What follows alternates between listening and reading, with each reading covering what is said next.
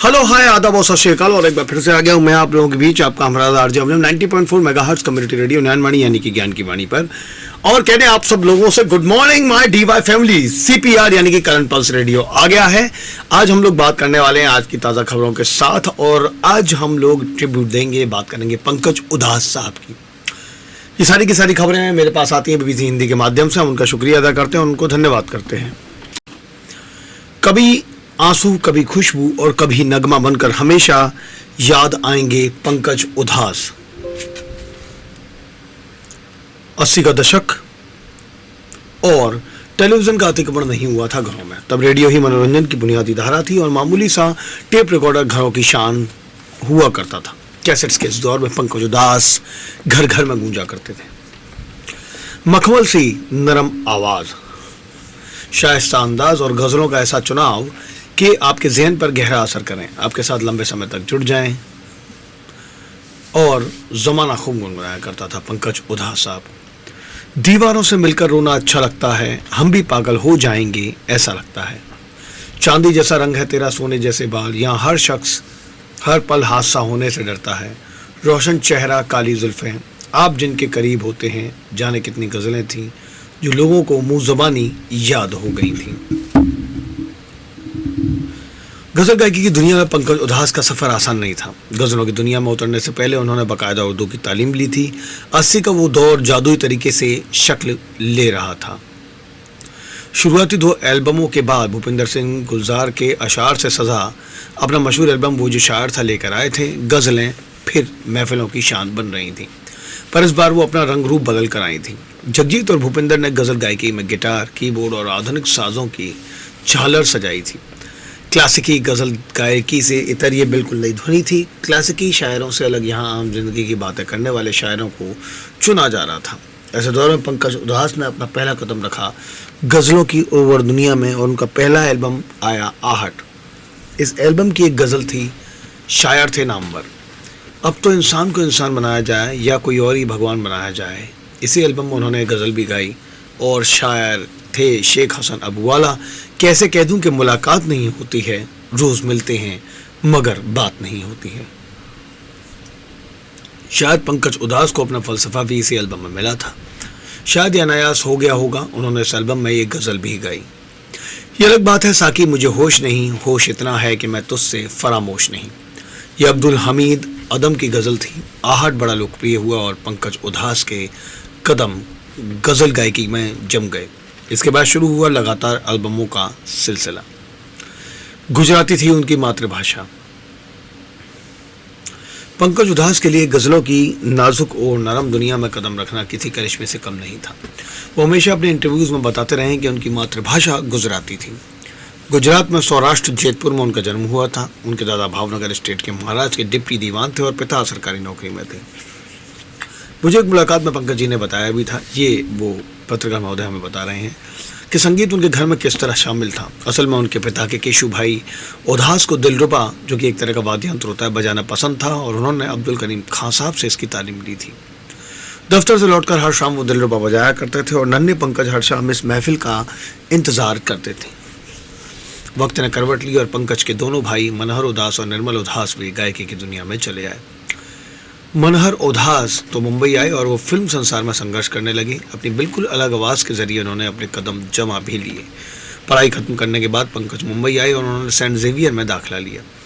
साथ में उर्दू की तालीम और संगीत की तालीम भी जारी रही। सन 1972 के ज़माने में उन्होंने संघर्ष के दिनों में अपना पहला एल्बम गीत उषा खन्ना के संगीत निर्देशन में फिल्म कामना में गाया था, पर इसके बाद की राह आसान नहीं रही।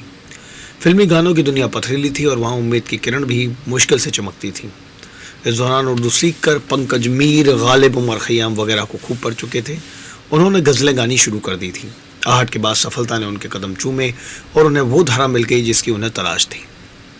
गज़लों की दुनिया में उन्होंने अपनी आवाज़ की खुशबू बिखेरी, सोच समझ कर चुनी गज़लें। पंकज उधास ने अपने तमाम एल्बमों में गज़लों का चुनाव बड़ी सूझबूझ से किया था। सन 1986 में आए उनके एल्बम आफरी में, जहां एक तरफ जिस दिन वो जुदा वो हमसे हुए, इस दिल ने धड़कना छोड़ दिया और इश्क नचाए जिसको यार वो फिर नाचे बीच बाजार, जैसी इश्किया गज़लें थीं तो दूसरी तरफ हुई महंगी बहुत ही शराब कि थोड़ी थोड़ी पिया करो और पैमाने टूट गए जैसी गज़लें भी थीं। ये गज़लें महफिलों की जान बन गई। देश के कोने कोने में ये गज़लें गूंजने लगी। मैंने देखा है तब शादियों और जन्मदिन के उत्सवों में भी लाउड स्पीकर पर पंकज उधास की गज़लें बजा करती थी। ऐसा दूसरे गज़ल गायकों के साथ नहीं हुआ। पंकज उधास के साथ शराब, पैमाना, रिंद, मैकदा, मैखाना पूरी तरह से जुड़ गए। उन्होंने भले ही दूसरी गज़लें भी गाई लेकिन शोहरत की बुलंदियों पर यही गज़लें ज़्यादा पहुंची। अपनी बातचीत में मैंने पंकज जी से पूछा था कि आप पर यह इल्ज़ाम है कि आपने शराब वाली गज़लें खास तौर पर गाईं और गज़ल गायकी के एक खास मिजाज को बढ़ावा दिया है। उन्होंने हमेशा इस पर एतराज़ रहा। उन्होंने कहा उसके पीछे म्यूज़िक कंपनियों का बड़ा योगदान रहा है। जब उन्होंने देखा कि गज़लें लोकप्रिय हो रही हैं तो रिकॉर्ड कंपनियों ने एक चालाकी भरा ये काम किया कि इन गज़लों को एक साथ संग्रहित करके रिलीज़ करना शुरू कर दिया। पंकज जी हमेशा कहा करते थे कि मेरी तमाम गज़लों को सुन लीजिए, आप पाएंगे कि एक छोटा हिस्सा ऐसा है जहाँ शराब से जुड़ी गज़लें हैं। इनके आधार पर मेरा आकलन नहीं किया जाना चाहिए। ये सही बात थी। रिंद और मैकदे वाली लोकप्रिय गज़लों से इतर पंकज उधास ने और भी बहुत कुछ गाया। उनका एक एल्बम है ज़िक्र मीर, जिसमें उन्होंने उर्दू के बेमिसाल शायर मीर तकी मीर के अशार गाए हैं। रजवात उनका गुजराती एल्बम है। भालो भाषा एक बंगाल एल्बम। गुलजार साहब के साथ उनका एल्बम आया नायाब लम्हे। उस्ताद अहमद अली खां के साथ उनका एल्बम आया यारा। पंकज गज़लों की दुनिया में लोकप्रिय हुए तो सिनेमाई संगीत ने भी उन्हें अपनी तरफ खींचा। एक दौर वो था जब उन्हें काम मांगने जाना पड़ता था और फिर वो दौर आया जब सिनेमा ने खुद उन्हें पुकारा। सन 1986 में महेश भट्ट की फिल्म नाम में उन्होंने आनंद बख्शी का लिखा एक मार्मिक गीत गाया। चिट्ठी आई है। संगीतकार थे लक्ष्मीकांत प्यारेलाल। हिंदी सिनेमा के लंबे गानों की फहरिस्त जब भी बनाई जाएगी तो उसमें करीब 8 मिनट का ये गाना ज़रूर शामिल होगा। इस गाने को लोगों ने बहुत सुना और इस गाने ने लोगों को बहुत रुलाया। प्रवासी भारतीयों यानी कि एनआरआई की ज़िंदगी की एक चुभन है ये गीत और उनके दिलों में भी जज्बात की बारिश करता है, जिनके घर वाले 7 समंदर पार चले गए बेहतर ज़िंदगी की तलाश में। सन 1988 में उन्होंने फिल्म दयाबान का गाना आज फिर तुम पे प्यार आया है, फिर आया, बाहर आने तक का गीत, मोहब्बत, इनायत करम देखते हैं, 90 के दशक में साजन का गाना जिए तो जिए कैसे आज भी लोग सुनते हुए नहीं थकते। फिल्म बाजीगर में उनके गाए गाना छुपाना भी नहीं आता ने लोकप्रियता की नई पायदानें चढ़ी। फिल्म मोरा का हिंदी वर्ग का लिखा हुआ उनका नया गाना ना कजरे की धार भी आज तक अच्छा खासा लोकप्रिय है। लोगों की जुबान पर चढ़ने वाली धुनें। कम लोग जानते हैं कि जब जगमोहन मुंदड़ा ने विजय तेंदुलकर के नाटक पर आधारित फिल्म कमला बनाई थी तो उसमें पंकज उधास की आवाज़ में एक गीत था, इंसानों को नीलाम करे दुनिया। उन्होंने बप्पी लहरी के निर्देशन में एक गीत गाया था। इस तरह पंकज उधास ऐसे गज़ल गायक बने जिन्होंने फिल्म में भी खूब गाया और अच्छी खासी लोकप्रियता हासिल की। पंकज उधास हमेशा कहा करते थे गज़ल गायकी के 3 पहलू हैं, शायरी, मेलोडी और गायकी।